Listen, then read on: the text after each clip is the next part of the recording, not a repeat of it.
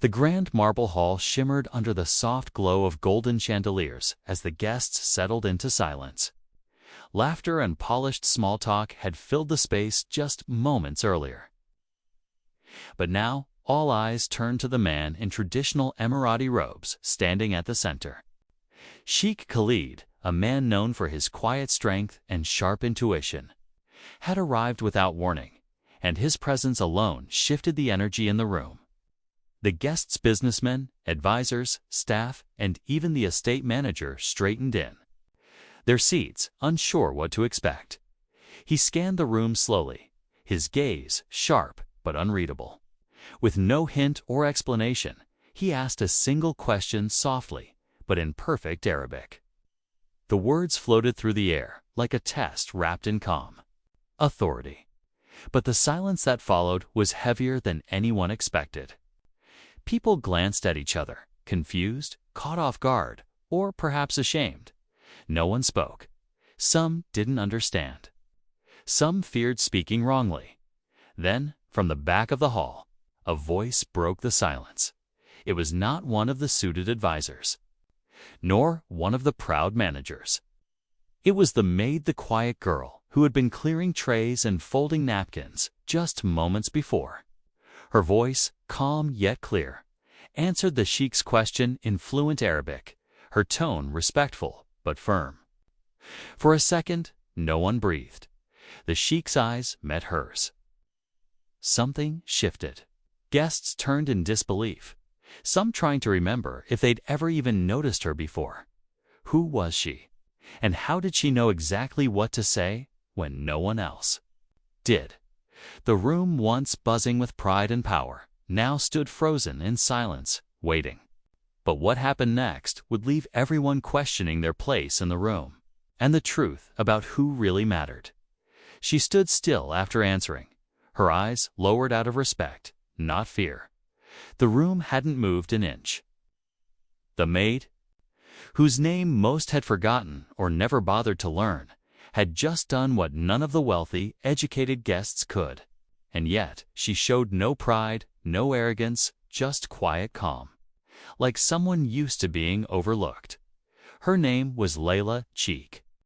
Khalid didn't say anything right away. He only gave a small nod, subtle but meaningful. Then he turned and took his seat at the head of the table, the moment passing like a shadow. The conversation slowly returned, but it was thinner now, nervous. People whispered more than they spoke. Some asked each other what the question had even meant. Others just sat quietly, trying to process what they'd seen. Behind the scenes, the household staff was buzzing with whispers. Layla had worked in the palace for nearly 2 years, always quiet, always efficient. She kept to herself and rarely spoke unless spoken to. No one had ever guessed she spoke Arabic so fluently, let alone classical Arabic, the kind rarely heard outside formal speeches or scripture. She never corrected anyone when they spoke around her as if she didn't understand. She never asked for anything more than her duty. Some of the guests began to question, who was she really? Was she just a maid? Was someone like her supposed to be hidden in the background, or had she chosen it?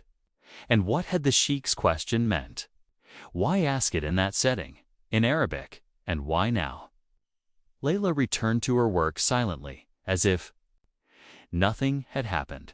But the glance the Sheikh gave her hadn't gone unnoticed. Something unspoken had passed between them, something deeper than just a test. And whatever it was, it wasn't over. Not yet.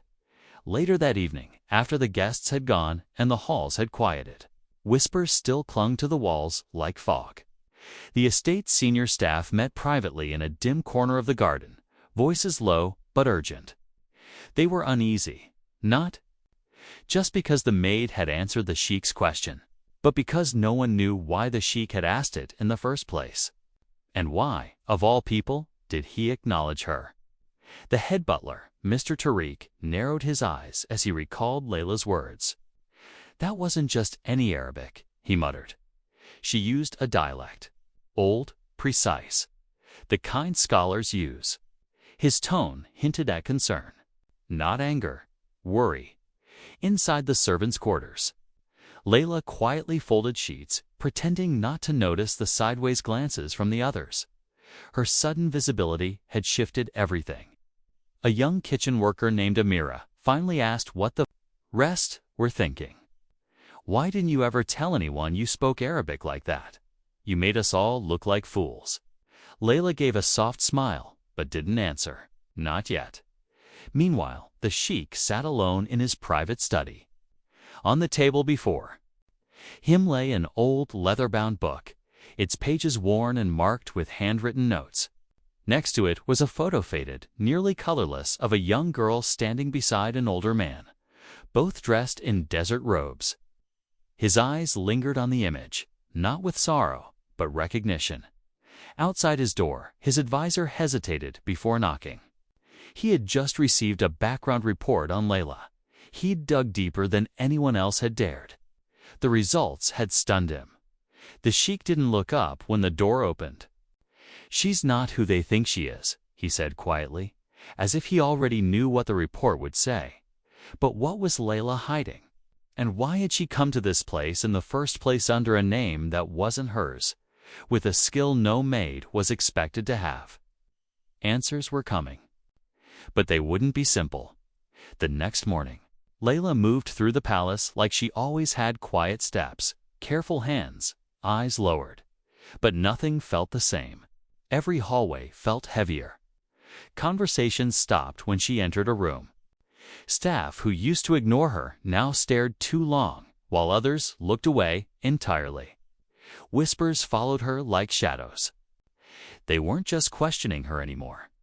They were afraid of what she might be. Sheikh Khalid had said nothing since that night. No summons, no explanation. But the silence said everything. Something was coming. At lunchtime, the Sheikh called for an unexpected gathering in the private courtyard, a place usually reserved for family or close counsel. Everyone was told to be present: staff, advisors, security, even the household guards. The mood was tense. People shifted nervously in their places, unsure what this meant.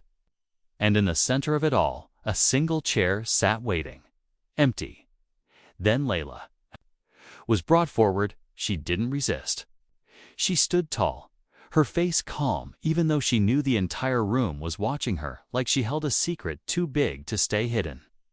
Sheikh Khalid entered last, the hush around him louder than any announcement. He didn't sit. He stood beside Layla, looking around the crowd with a gaze that made people straighten without meaning to. "I asked a question in Arabic," he said finally, his voice clear.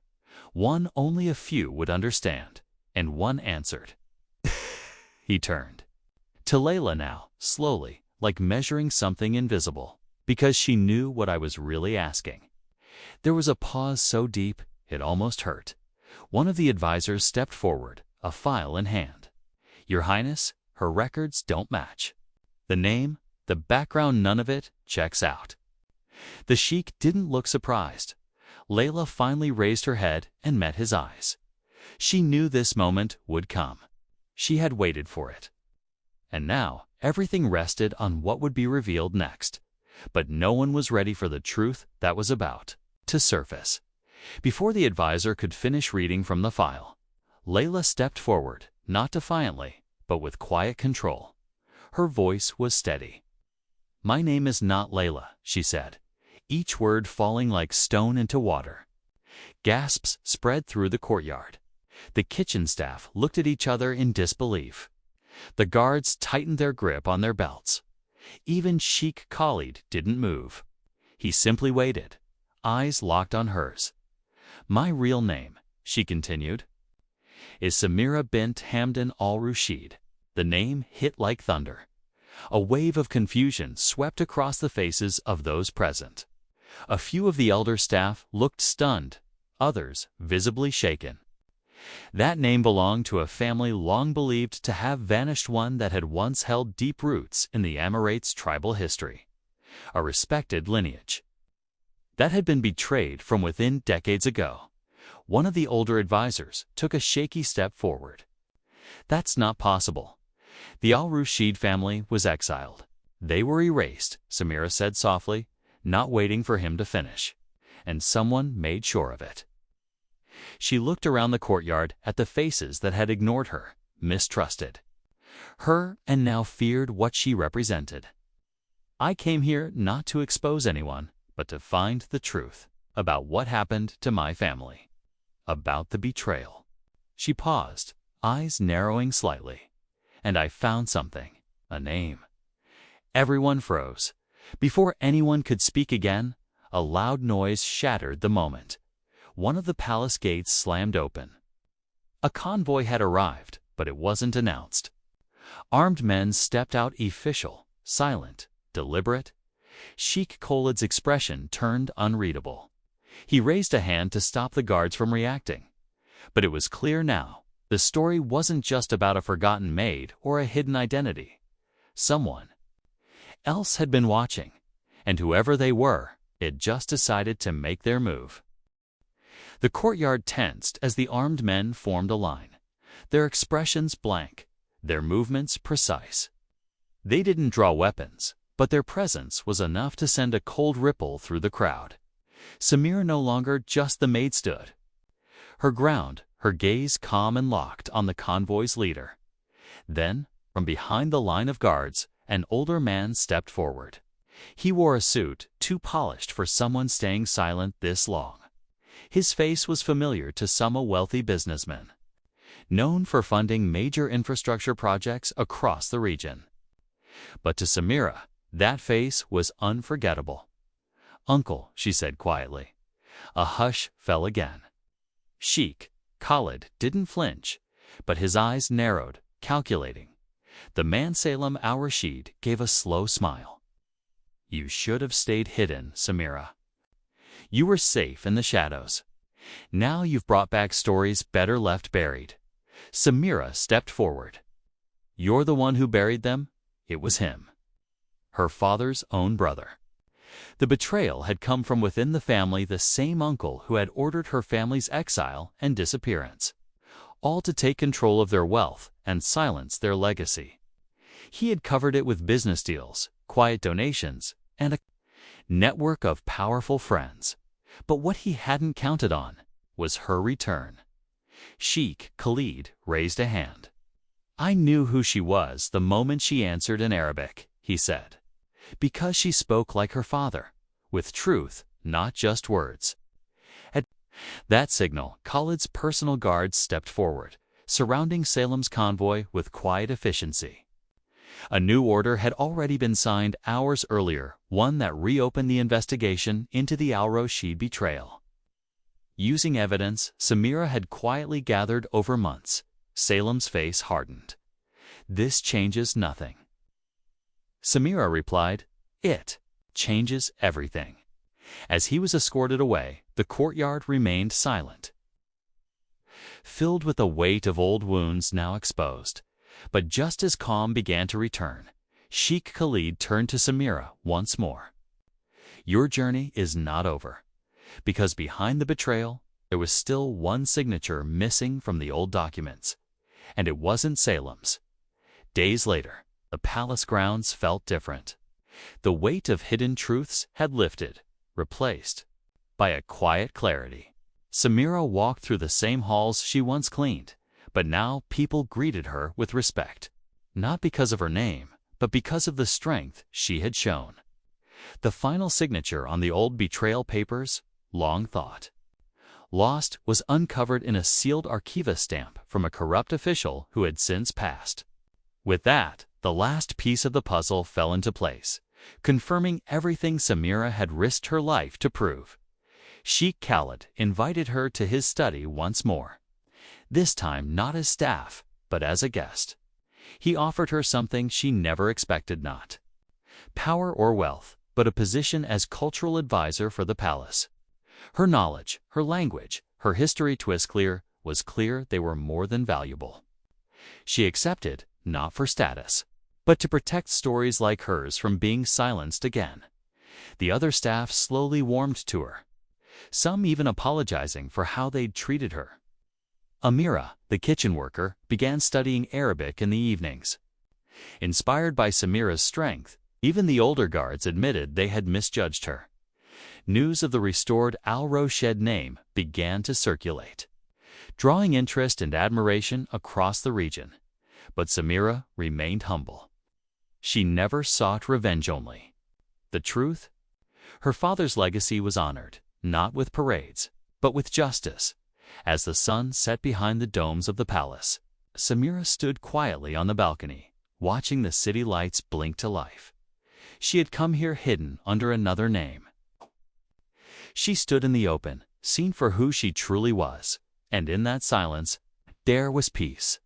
Just for her, but for every story waiting to be heard.